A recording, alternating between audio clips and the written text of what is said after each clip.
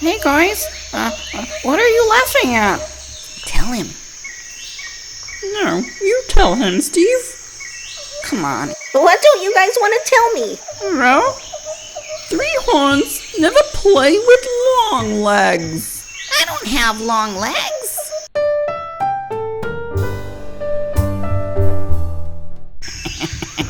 Are you sure about that?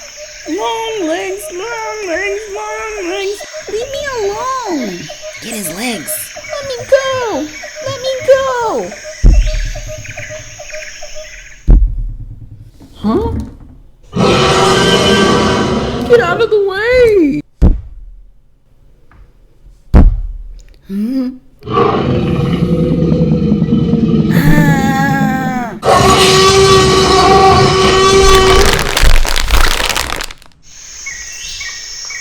Son, are you okay? Yeah, Ma, I'm fine, but I think my leg's broken. Let's go home now.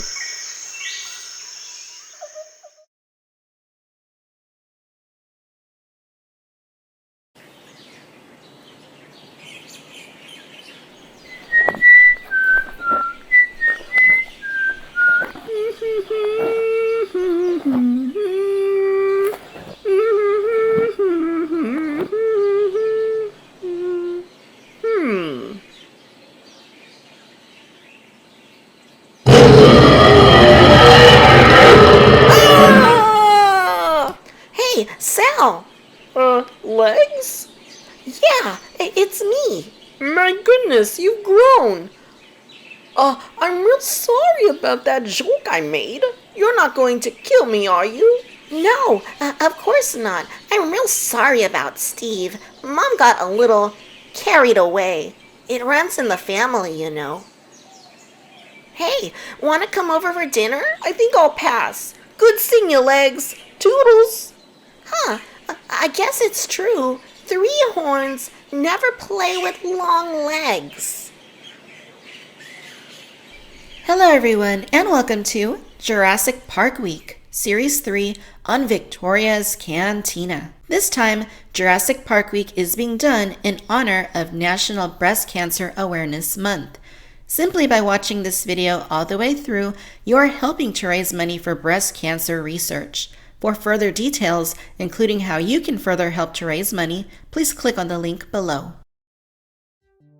Today, we're taking a look at the Kenner, The Lost World, Jurassic Park, Ian Malcolm, Chaos Expert, action figure from 1997. And to help me complete this review, a little bit later, we will be hearing from my friend Ted, who you may better know as Jurassic Park toy collector, customizer, and photographer Ted Brothers from YouTube and Instagram. Okay, so looking at the packaging here, we have the very classic looking Lost World packaging. I love it. I know we've looked at figures from the Lost World toy line before, and this is no exception. I really do like the green. I love the image of the T-Rex. Sure, it might not be quite as iconic as the classic Kenner Jurassic Park packaging, but it is unique and it is very vibrant, and I do enjoy it quite a bit. I also love how each of the items from the Lost World line says Site B on the upper right next to the tag that gives you information about who's in the package. It also says at the bottom that Malcolm comes with launching smart missile and T-Rex Hatchling. I love how they maintained the crazy accessories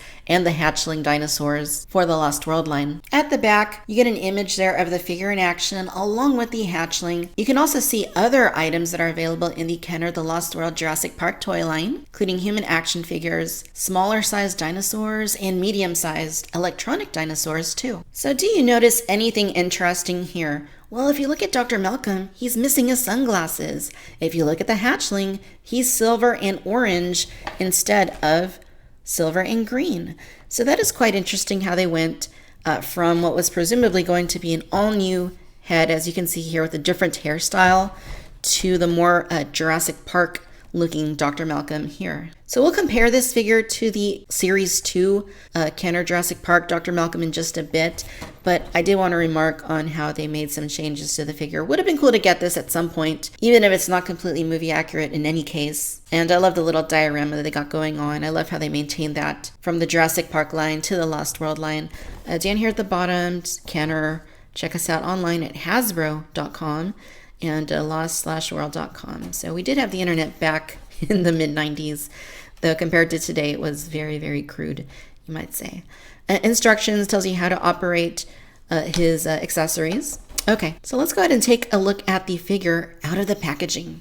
Okay, so here is Dr. Malcolm out of the packaging, and he looks really good. Like I said, he's not even close to being film accurate, but at least he's wearing all black, just like he did in both Jurassic Park and the Lost World Jurassic Park, so that's a good thing. Though, of course, the aesthetics here are far closer to what we see in Jurassic Park, and that is evident by the figure's head, including the hairstyle and the glasses, the black t-shirt, the tight black jeans, and the black boots. But it is a little bit different, and you can see that they've kind of buffed up Dr. Malcolm a little bit more than he was in the films, and maybe that's so that he can wrangle those dinosaurs and carry that really heavy weapon that he comes packed with. But that aside, I think that the proportions are good overall. Even though he's a little bit buff, it still looks more or less pretty naturalistic, and it does look good overall. Now, I really do like that it looks so much like Jurassic Park Dr. Malcolm. Just like the original Jurassic Park Series 2 figure did, it had a very nice film-accurate aesthetic to it. And that isn't lost on this figure either. So that is quite nice to see. The black shirt, you can see it's got a collar, and he might even have a black t-shirt underneath the shirt. And he's got the JP logo right there on his upper right arm. And you can see those muscles right there. He's definitely been working out. He's got his gloves on. That way he can handle those little dinosaur hatchlings and such. He's even got binoculars sculpted to his front side, and they don't come off or anything. They're just sculpted in place. And then he's got a knife. Look at that. Or that's almost more like a Bowie knife, isn't it? He's ready for battle. Definitely able to protect himself this time around from marauding dinosaurs. And overall, looks nice. And again, those boots from Jurassic Park, I mean, they almost look like cowboy boots the way that they did that. And as far as articulation goes, you do get a swivel here at the head. You get rotations at both of the arms, and you can rotate both of the legs. They don't go all the way up, not a full 90 degrees, but they go up far enough. And it actually looks like he's ready to ride a vehicle or something.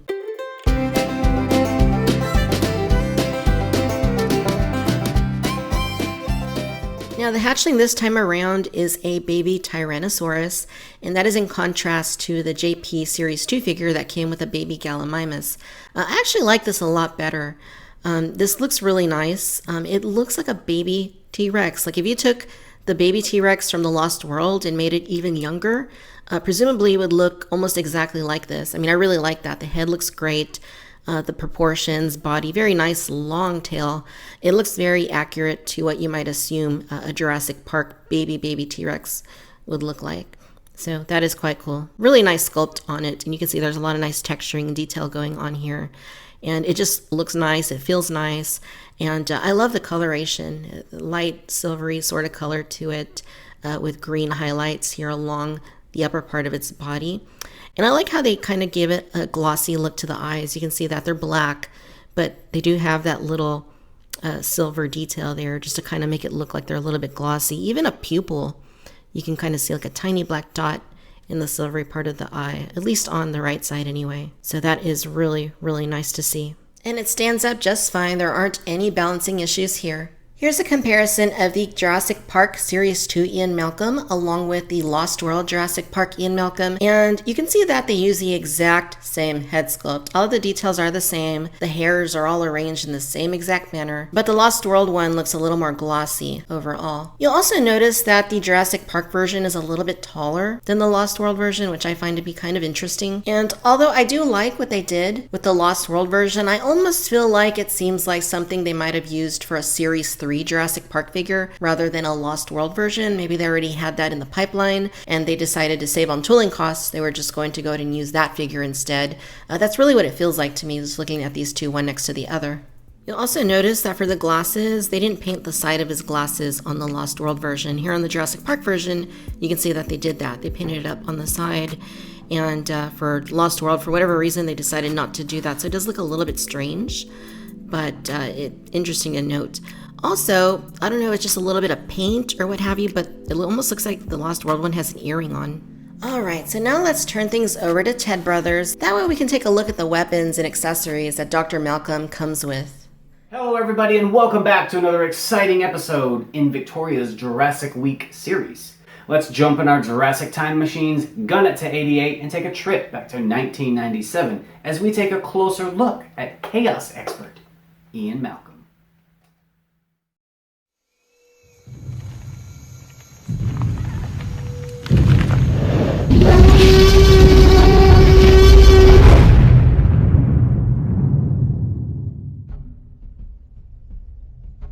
So let's start off with the figure first. Ian comes loaded with the standard Kenner 5 points of articulation in his arms, his neck, and his legs. And he has some really nice sculpted detail on his body. He's got binoculars, machete. Lucky. He's got his signature black shades, black boots, and a really cool pair of fingerless gloves that give him a real jungle explorer look. It's not what we see in the movie, but let's be real, they were marketing these to kids, and I absolutely love the way this guy looked back in the day and still do today. So Hasbro totally nailed it. Ian also comes with his awesome over-the-top 90s accessory, a launching smart missile and backpack. It's a very bright, vibrant red plastic with black accent parts. And to work it, you simply click it onto his back, ready the missile, and fire it at any unsuspecting dino that might be nearby.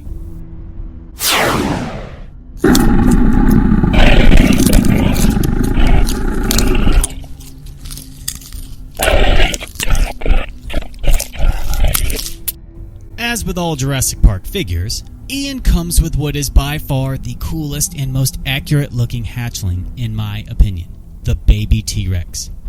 He's a nice light gray with green stripes and has the Site B mark stamped on his leg, and they even sculpted the bandage on his leg just like he had in the movie. That is some serious attention to detail on Hasbro's part. Well done, Hasbro. Well done.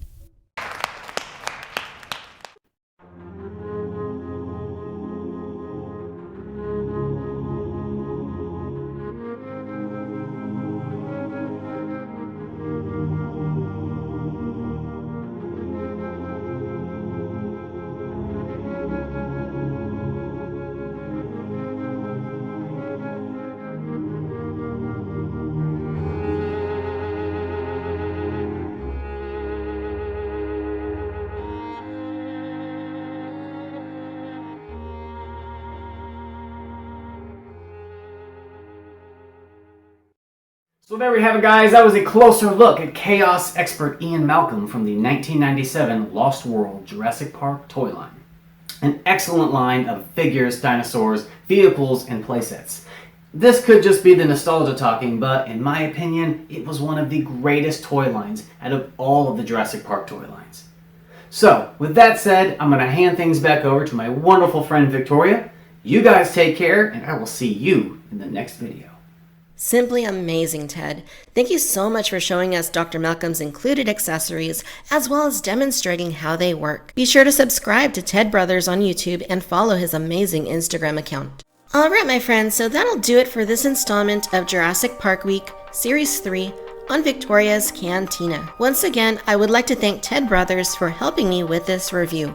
Please be sure to like and subscribe, and don't forget to follow me on Facebook, Instagram, and Twitter. Be sure to subscribe to the Cantina Chatter podcast on iTunes, and as always, I'd like to thank you for tuning in to Victoria's Cantina. Until next time, bye-bye.